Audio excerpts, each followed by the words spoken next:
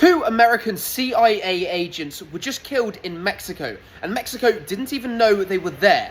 And this could actually cause a war with Mexico. And it seems that these CIA agents were actually carrying out illegal operations within Mexico. Operations which Mexico also says could cause a war. First, so this makes sense. A few hours ago, 2 CIA agents in Mexico were killed in a car crash. We don't know what they were doing there. We do know, though, that this comes at the same time the US has been carrying out many similar CIA operations all across South America, trying to stop the drug crime and cartels and things. Now, the US has said for a long time they're actually staying away from Mexico and they're working with the Mexican government.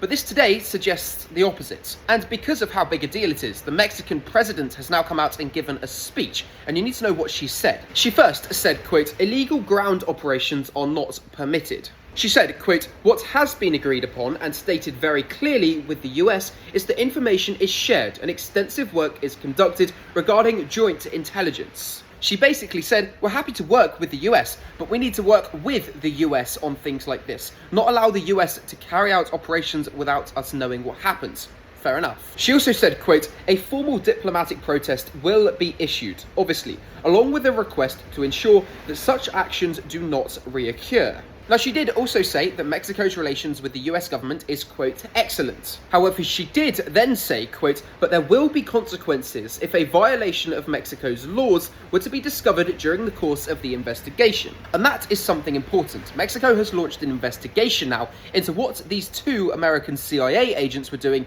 in their country. And the Mexican president has said that if they find out in that investigation that the US violated Mexico's laws by sending these CIA agents, then there will be problems.